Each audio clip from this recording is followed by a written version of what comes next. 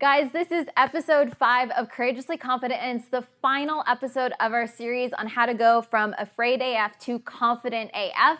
I have my best friend with me for this episode, Rebecca Tan. We're going to be talking about celebrating your life, living in the moment, and you really want to stick around to the end because I asked Becca one of the most important questions of my life.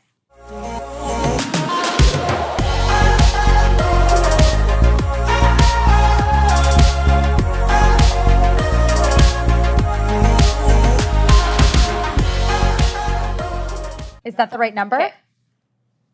Yes, it's episode 5. We've got this. Okay, we're starting this episode with a cheers. Woo! I have got my BFF with me again, Rebecca Tan. This is the final episode of our series, and we're talking about the importance of celebrating. And I'm not talking about throwing a big party every day. I'm talking, Rebecca's like, wait, what? Like, I want to throw a party every day. No, really, celebrating your small successes every single day is so important. And I tell my clients this, and I tell a lot of people this, it's so important, and I'm gonna share why. Because when I was first taught this, I thought it was bizarre, and then I saw my whole entire life change. So here's what I mean by celebrating.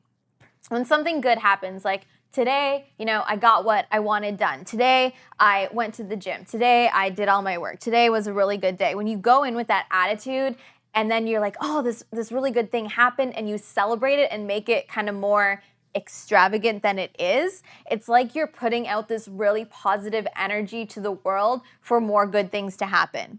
So when I started to celebrate in my life, I would literally have an affirmation. I would wake up and I'd be like, today is gonna be fucking amazing. And I'd be like, go to the gym, and like if someone talked to me, I'd be like, this is amazing. Like I would be so dramatic, and it just made me feel good. It was fun. And so the whole point is not to just celebrate like when it's your birthday or when you reach the big goal. It's to celebrate the small things along the way. It just makes life a lot more fun.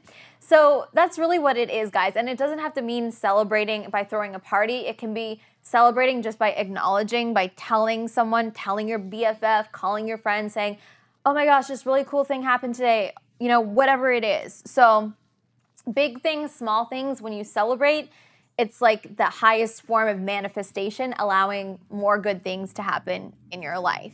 So Becca, let's talk about a huge milestone. This is a huge one that she recently accomplished, and that is by finally quitting smoking. Can we get it like a woohoo? I've tried to for years. I'm like, Becca, stop smoking. She didn't.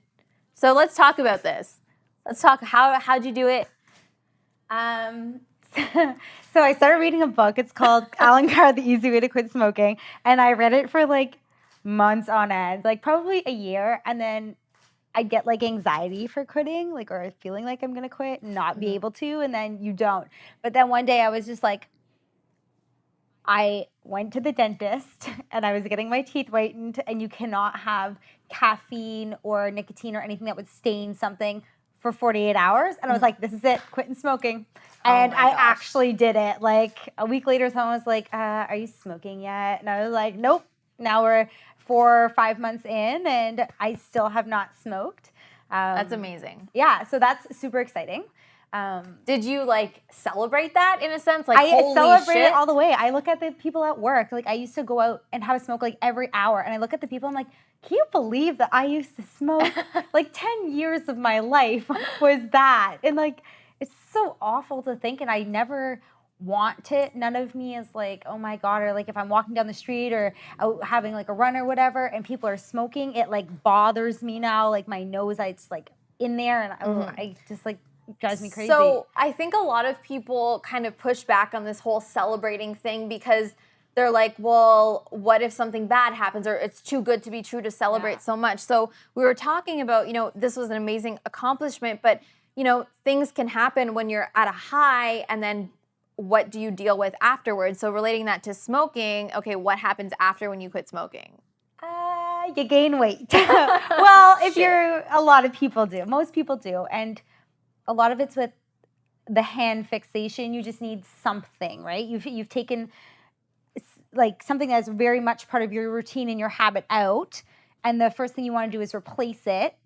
and you start to eat everything in sight, as I did. And also it was an appetite suppressant, so that was also there. And so like you start gaining weight, and like you're at the gym and you're trying so hard to keep a good balanced diet and workout, and it still seems like no matter what you do, you're just gaining weight. Yeah. And it's really hard to mentally like I had times where I'm just like, if I went back to smoking, I could just lose this weight. Right. Right? And it's like, it's really the wrong answer altogether. My life is so much better without it. Mm-hmm.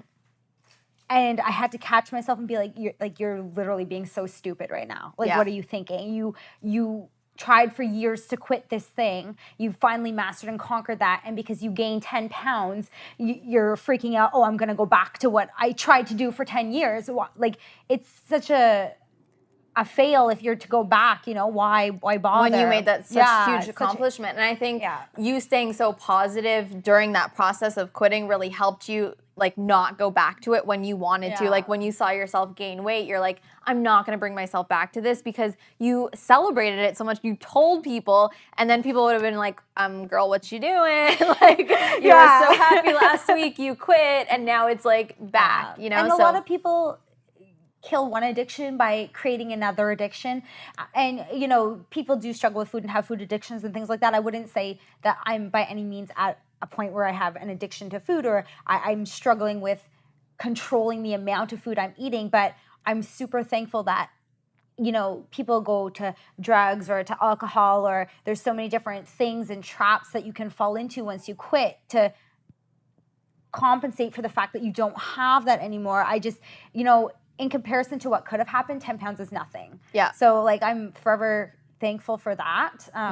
It's still a mental struggle though. And and that comes back to like what we talked about in previous episodes about being resilient and being committed to your choice to quit, which is really huge. And when you apply something like staying positive and celebrating and really recognizing, holy shit, I finally did this. Like, I'm proud of myself, telling people, sharing it with people, it'll keep you, to that. And whether it's, fitness related or, something like smoking or whatever, you accomplish it, celebrate the F out of it, because it's going to create that emotion, that really good feeling, so that happiness. So if you're scared or you think you're going to go back, you're like, no, I want to feel this good. So that's why, celebrating, and even if it feels weird at first, being like overly happy about something you wouldn't normally do, it's okay. Kind of fake it till you make it. And I think a lot of people too, because it's so normal to not feel really good. It's so normal not to be happy all the time that we think we need to not celebrate our successes, even if it's small or big. So my whole thing is, but it should be normal to be happy all the time. It should be normal to celebrate. And so I'm going to bring in some questions, and this is completely related to the gym. People can relate it to anything. This is from Courtney L., who's doing my Courageously Confident program. And she says, I think I struggle with when to celebrate little things. Like I have a goal, let's say, for example, to squat 100 pounds.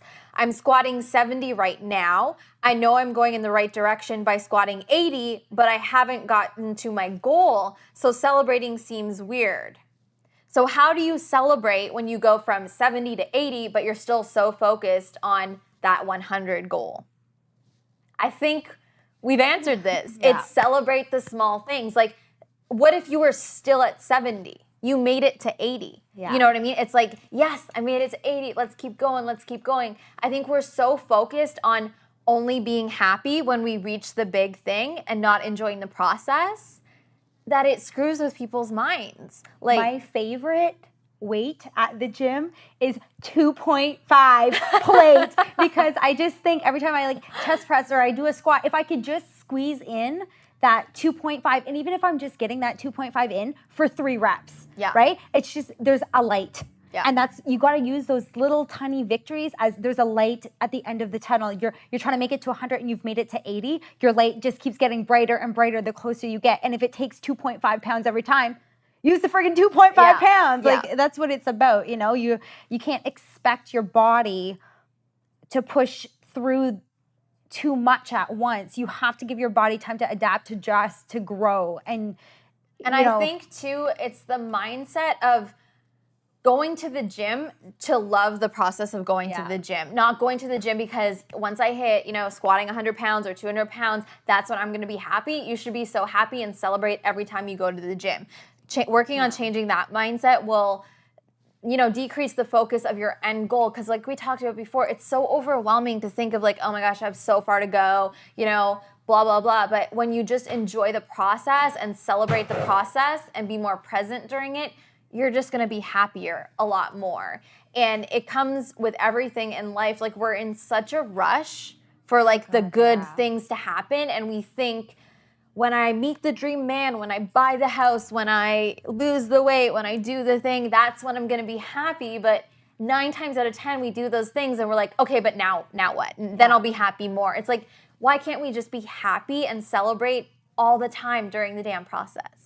If you asked 17-year-old me, I would have been married with like 4 kids by now. Me too. Like Trust seriously, me too. I'm now 27 and single, and like your life isn't going to always be mapped out, and sometimes things are going to take longer than what you thought they would, what you expected they would, or more longer than you're comfortable with it being. But you have to let your life be that process. I think it's the whole concept of just, like I said, being in the present moment. Yeah. Being present and being so blessed and being so happy with where you're at, because what would happen if it ended tomorrow and you weren't happy with life and it all ended tomorrow and you would look back and be like, well, I didn't enjoy any of this.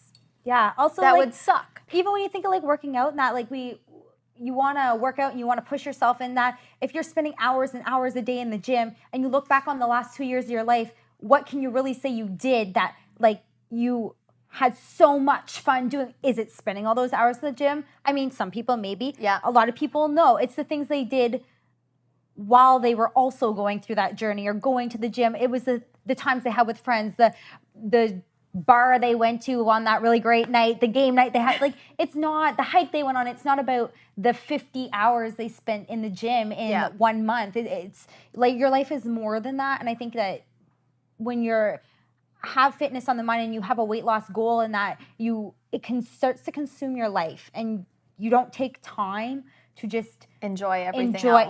And it's like that kind of, you want to be able to look back on your year, on your 2 years and be like, that was a really great time. Like I really felt like I enjoyed my life and I lived stuff and I experienced things and I got out there and, we take so much for granted. We take so much of what we do for granted. We take people for granted. We take things for granted because we get so focused on what we want. But the only real thing we have is right now. Yeah. Like who knows what can happen 5 minutes from now. Oh God, yeah.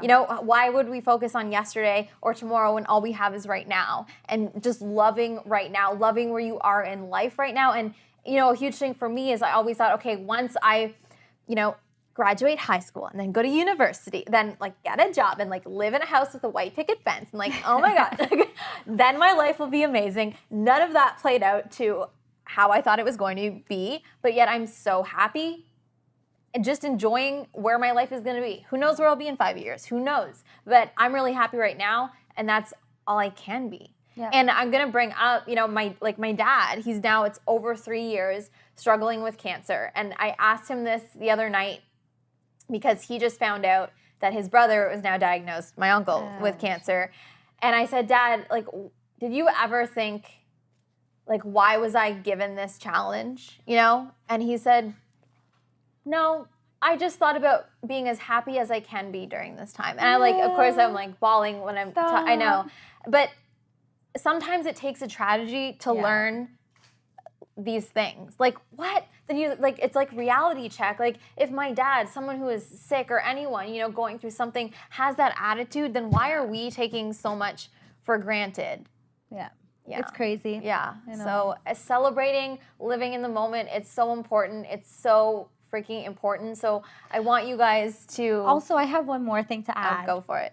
I have my niece that lives in the house. Like me, my sister, her fiance, we all live together and they have a baby.